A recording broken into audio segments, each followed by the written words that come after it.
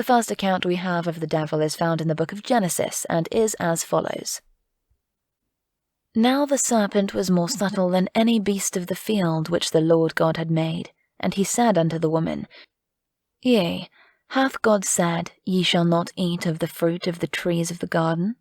And the woman said unto the serpent, We may eat of the fruit of the trees of the garden, but of the fruit of the tree which is in the midst of the garden God hath said, Ye shall not eat of it, neither shall ye touch it, lest ye die. And the serpent said unto the woman, Ye shall not surely die. For God doth know that in the day ye eat thereof, then your eyes shall be opened, and ye shall be as gods, knowing good and evil.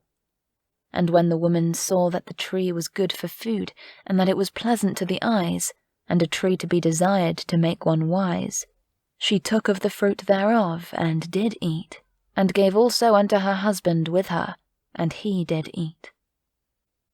Then the Lord God said, Look, the human beings have become like us, knowing both good and evil. What if they reach out, take fruit from the tree of life, and eat of it? Then they will live forever. So the Lord God banished them from the Garden of Eden, and he sent Adam out to cultivate the ground from which he had been made.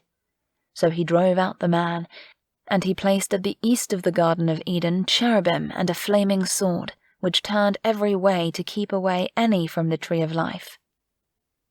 According to this account, the promise of the devil was fulfilled to the very letter.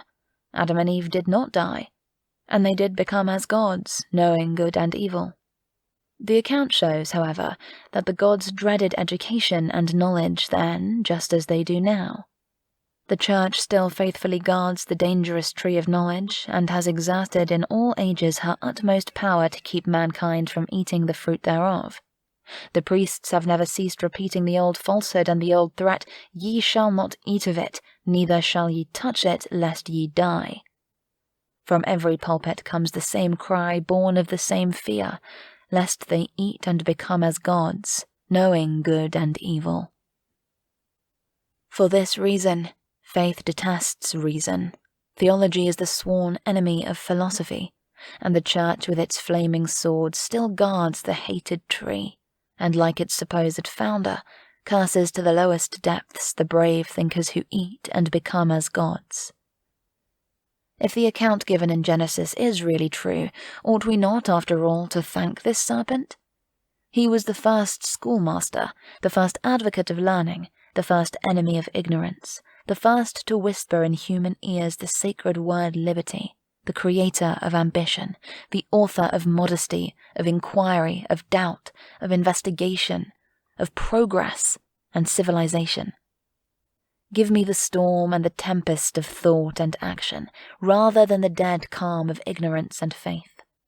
Banish me from Eden when you will, but first let me eat of the fruit of the tree of knowledge.